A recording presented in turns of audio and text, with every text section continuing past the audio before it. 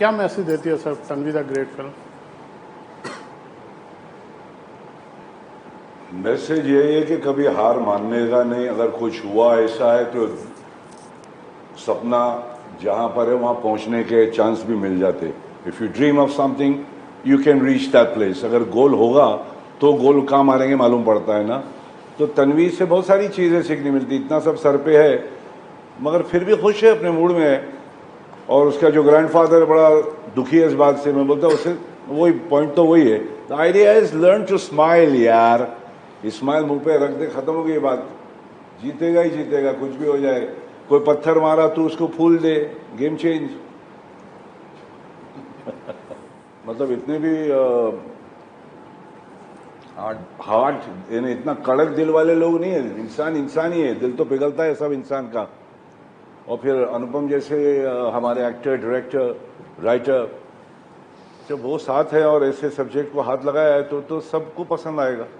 आपने ट्रेलर देखा, आपको भी पसंद आया। मैं हिल गया, मैं काम किया हूँ पिक्चर में मगर मेरे भी आंसू निकल गए। जैसे मैं कहता हूँ कि मैं तो तकिए पे रोता हूँ मगर पहली बार इनके सामने रोया, आंसू निकल गए। रोया नहीं आया करके, आंसू निकल गए। तो खूबसूरत पिक्चर बनाई इन्होंने और बताया कि यार स्ट्रांग है। और बात बराबर बोला है कि they are the super, they are the great, Tanvi the great. तो इसमें कोई मतलब ऊपर की बात करता है। जिसको भी ऐसी चीजें हो तो उसको अपने घर में संभाल के रखना चाहिए। परिवार को ध्यान देना चाहिए पहले तो, बाकी वो खुद संभाल लेगा अपने आप को। Don't make them feel oh तो ऐसा कुछ बोलो। नॉर्मल है यार। करेक्ट। हो सकता जैसे बाबा बोला कि हो सकता है उनके नजर में आप कुछ ऑड है। हमें तो ऑड नहीं लगता मगर उनको लगता होगा कि ये क्या लोग है। हम सब अच्छाई में बिलीव करते हैं और कहीं ना कहीं जिंदगी हमको ऐसे मोड़ पे ले आई है, जमाना इस मोड़ पे ले आया है, हालात इस मोड़ पे ले आए हैं कि हमने अच्छाई में विश्वास रखना बंद कर दिया है। इसलिए जब हम अच्छाई देखते हैं तो हमारी वो जो एक्चुअल ओरिजिनल फीलिंग है वो वापस आती है। कोई भी ऑडियंस में जो रोते हैं वो आज करीम सर का जो गाना उन्होंने गाया या उन्होंने बातें की या ट्रेलर देख के लोग रो रहे थे, जर्नलिस्ट रो रहे थे, वो इस बात से थोड़ा रो रहे थे कि हम रुलाने की तो कोशिश नहीं कर रहे। एक लड़की जो ऑटिस्टिक है वो उसने कुछ ठान लिया है। Now we are all actually rooting for her. So that is the reason. But the response जो बाहर से मिला इसका मतलब प्रॉब्लम यूनिवर्सल है। वही मैं हमेशा कहता हूँ कि this is a film from India for the world. और जैकी साहब ने एक बड़ी अच्छी बात बोली कि अवेयरनेस की बात है। अवेयरनेस की बात वो इन फिल्मों से बढ़ सकती है। हम ऐसा नहीं है, समाज में कोई भी बुराई करना नहीं चाहता है। मुझे लगता है कि कोई भी इंसान अंदर से बुरा होता नहीं है, but you need to tap the goodness in every human being. But we got amazing response in Cannes, in London, in New York, Houston, Austin, because we all see the importance and the goodness of goodness in it, basically. When Anupam sir called me remotely when I was traveling in Kerala somewhere, he briefed me with the line for 8 to 10 minutes. Then it instantly the line stole my heart. Then I said, sir, I'll be honored to compose music for this movie. Ever since our journey had started, and few months back when I happened to monitor the uncut version of Tanvi the Great, it will be a little more than 4 hours. Now that's not the final edit, but just the raw edit. I was blessed to watch the full version. And after completing the movie, I told Anupam sir that, sir, normally we cry in movies. The tears keep rolling on your cheeks. It did not happen in this. Instead, all the 4 hours, almost all the 4 hours duration, my eyes were about to, generate tears. That means my eyes were constantly wet. That's what I call feel-good movie.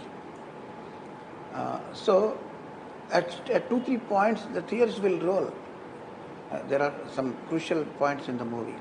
But for that, the entire movie, your eyes are constantly wet. So I need to constantly keep doing this, which is a good feeling. That was my initial response. Then I said, sir, this film doesn't need music only. Very few films are like that. Just without music, you release the double positive, what you call, like, we used to call double positive. Just the raw edit you release, even without dubbing also. You made it sync sound, sir? Yes. Completely, or at some... So even if you release the movie just like that, it will steal the hearts of people. That was my response, and I had the privilege of composing background score also, apart from the 9 songs in the movie. It was a great experience, sir. Mr. De Niro came for the New York premiere, and he had said that he will come here only for 15 because he had an engagement. He had to go somewhere. Then he stayed back till the interval point. One of the things he constantly kept saying, the music is fantastic. Music is amazing. So that's what I said again about universal appeal of the film.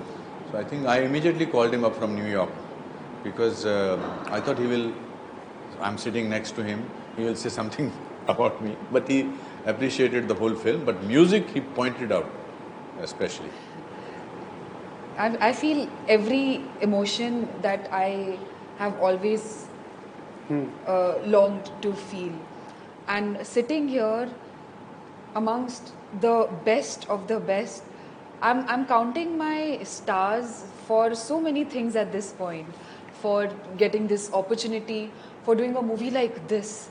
Like this has opened my eyes in so many ways, and because I was also living the character, it has transformed me, it has changed me as a person.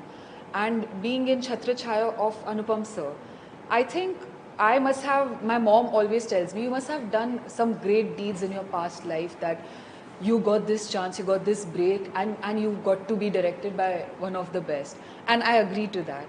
I don't think so, I know that even destiny and all, it plays a very important role.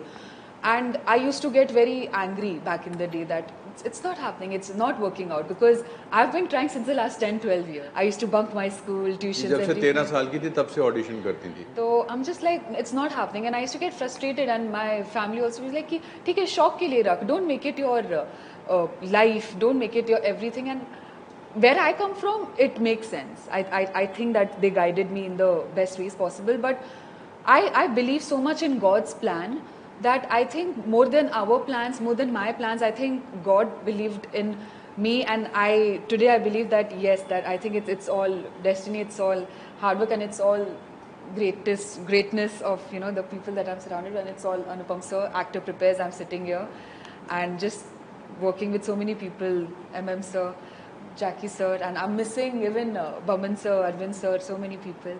But I'm just so grateful. सपने में भी उम्मीद थी कि ऐसी film से मेरा debut होगा? नहीं, बिल्कुल भी नहीं. नहीं. I didn't know actually, because we've all grown up watching the typical Bollywood movies, hero heroine, गाने, साड़ी उड़ रही है and all of that, and I think that's what Bollywood is for a lot of people. Like that's how they perceive Bollywood as. So something like this, and I think in today's time, I think I'm telling you, I count my stars not just for giving me this opportunity, but for giving me this opportunity for a movie like this. I think I couldn't have wanted any other way. I'm just like ये अगर मुझे next 10 years में भी मैं जितने भी movies कर लूँ, I think this will always be like, I don't think so anything can match to Tanvi. I think the thought of where I come from, I think the person that I am, my upbringing and the way I have been brought up, and I have dreamt of everything, I think that will always keep me grounded and true to myself. And I also feel very comfortable in just being myself and being like where I come from. So I take a lot of pride in that for coming so far. And I think that is the thing that got me here. So I want that thing to always be instilled so that I can go very far in life. Great. And मेरे गुरु, मेरे sir है ये, he will never let it happen. केसा, मैं एक बहुत interesting चीज़ आपसे पूछना चाहता हूँ. जब आपकी फिल्म में कास्ट ऐसे दिग्गज होते हैं, आपने जैकी साहब सर को लिया, Boman Irani ji, Pallavi Joshi ji, as a director, आप खुद एक्टर भी हैं, एज ए डायरेक्टर कैसे कंट्रोल करना पड़ता है जो इम्प्रोवाइजेशन का ज़माना है? बिकॉज कहानी तन्वी के बारे में है और जितने भी बाकी कैरेक्टर्स थे उनको उनकी एक्टिंग पे कोई भी बात करना तो बेवकूफ़ी होगी. आई ऑल्सो वॉन्टेड पीपल जिनका दिल मुझसे जुड़ा हुआ है इतने सालों से. आप जितने भी लोग कलाकार देखेंगे, चाहे वो जैकी है, बमन है, अरविंद जी हैं, जो एक आउटसाइडर थे वो एन ग्लेन थे, बट उनको भी हमने हिंदुस्तानी बना दिया था जब वो यहाँ आए थे शूट करने के लिए. पल्लवी हैं. सवाल इसमें हीरो तो है ही तन्वी, उसके बारे में तो नहीं है. तन्वी, इसने शुभांगी ने एक दिन बड़ी अच्छी बात कही थी कि I am surrounded by Lions, I feel like a कब. बात सही है ये कि, और हमने भी कोई ऐसी कोई धुरंधर एक्टिंग करवाने की कोशिश नहीं की, but what comes across is कि जो भी क्या, मैं कल जब मैं ह्यूस्टन में फिल्म देख रहा था जाके शॉक्ड. हमने फिल्म बनाई है, हमने शूट किया 63 डेज. मैं जब when I was watching the film in Houston, I actually felt that there must be a place like this and these people must be really there. There must be a commander, there must be a colonel. You don't get this kind of a feeling. So I think everybody has portrayed the character true to themselves. Only Tanvi came across as a person that who is doing it different manner. अब अरविंद स्वामी की performance में आपको लगा ये ऐसा ही होगा, यहाँ पर मेजर एक्स मेजर जो एकेडमी चलाते हैं, ये कमांडर और एक्स कर्नल रायना की दोस्ती ऐसी होगी जो हमने उधर देखी है लैंसडाउन में. लैंसडाउन में उनका उठना बैठना, I think Lansdowne has played a very important character in this film. वो इसलिए क्योंकि मैं जिस शहर से आया था, शिमला, जब अर्ली 60s में था, तो ऐसा ही था लैंसडाउन. तो मेरे जहन में था कि मैं जब भी फिल्म बनाऊं ऐसे लोग मैं हूं, ऐसे वो. And so it was more of a, as I said in the press conference, it was more of a art than craft. Because craft आपके दिल को नहीं छू सकता है, क्राफ्ट आपको इम्प्रेस कर सकता है. ऐसा कोई शॉट नहीं है जैकी का या अरविंद का या किसी का जहां वो कह रहे हैं क्या कर रहे हो तुम, मेरी बात समझ नहीं रहे. इनका वो ट्रेलर में शॉट आता है कि बहुत आसानी से बोलते हैं कि अपनी पोती से हंसना सीख. I think he doesn't, it is his belief also as a person, as Jackie Shroff और अरविंद स्वामी जो इनके फादर के दोस्त होते हैं कैरेक्टर, और even for Karan Tacker is today's generation. I think it was wonderful. दादा, जब मिलिट्री का ड्रेस आप पहनते हो आप बहुत स्मार्ट लगते हो. वो मिलिट्री वालों ने भी बोला वहां पे, क्योंकि आप खुद को फिट नहीं रखते, आप दुनिया को फिट रखने के लिए पौधा भी बांटते हो, आप पूरा पर्यावरण की चिंता करते हो. यस, क्या थैंक यू दादा. क्या थॉट रहती है दादा इसके पीछे? पहले तो आर्मी का यूनिफॉर्म जो है उसकी इज्जत अपने फिजिक को बराबर रख के करना पड़ता है. बड़ा कॉन्शियस रहता हूँ कि अगर पेट वेट थोड़ा भी बाहर आ गया तो डर सा लगता है मुझे कि लगेगा नहीं. सो हेल्थ तो पहला इम्पोर्टेंट है, सबसे बड़ा हेल्थ है, उसके बाद में सब कुछ है. नहीं तो बॉडी है खाली, अनफॉर्चुनेटली नाम भूल जाएगा, बॉडी रह जाएगा मुझे. तो वो सब गेम तो अलग है. बॉडी सबको संभाल के रखना पड़ता है. यूनिफॉर्म में यूनिफॉर्म की इज्जत होनी चाहिए, वैसा इंसान भी तो होना चाहिए कि you should look like that. So I am an actor and I get a lot of these roles ना बाबा. मुझे आर्मी का रोल मिलता है, एयरफोर्स का मिलता है, पुलिस वालों का मिलता है, हर किस्म का रोल मिलता है. मगर जब यूनिफॉर्म में आ गया तो फिर थोड़ा सा उनको वी शुड अंडरस्टैंड असली हीरो है. कोशिश करो कि वैसे थोड़े तो दिखे, है ना बड़ू. I am very very happy. बहुत दिन के बाद आर्मी का रोल, मतलब एयरफोर्स का किया था, पुलिस किया, आर्मी का बहुत दिन के बाद आत्मा है. आई एम थैंकफुल टू अनुपम जी, इतने अच्छे एक्टर हैं, डायरेक्टर हैं और सेंसिटिव इंसान है. पहाड़िए बाबा एकदम प्योर सा एक सोल है. जिस हिसाब से उन्होंने मुझे संभाला है, आई डोंट नो, मैं बहुत कुछ सीखा हूँ. मेरे लिए भी एन एक्टर प्रिपेयर्स का ऐसे लग रहा था मैं क्लास ही चल रहा है, मेरा क्लास ही ले रहे थे ये. कैसा और उसके ऊपर दो ऑस्कर वाले बाबा लोग, एक वहां बैठा हुआ है, बहुत पूरा वजन ऐसा जा रहे थे हम लोग शीशों पे, और दूसरा रसूल भाई पकुटी. तो आई थिंक इस पिक्चर को बहुत समझ के बनाए बाबा ने, बहुत दिल से बनाए और इतना अच्छा सपोर्ट मिला सब लोगों का. I am so ever thankful that he casted me. Film Tanvi the great 18 जुलाई को सिनेमाज में लगने वाली है. OTT पे पता नहीं कब आएगी, हमें कुछ अंदाज़ा नहीं है, हमने बेची नहीं है. आप ज़रूर देखिए. अच्छाई के लिए, मोहब्बत के लिए, और हम जैसे इतने साल से आपको एंटरटेन, और शुभांगी के लिए। शुभांगी, मैं I can very openly say, now that your shooting is over, that what you have done is magical, and I hope this stays with you. You will not get such roles, because such roles मेरी life में सारांश जैसा role एक बार आया है, आता नहीं है, बट इसकी खुशबू आपके करियर को हमेशा सदाबहार रखेगी।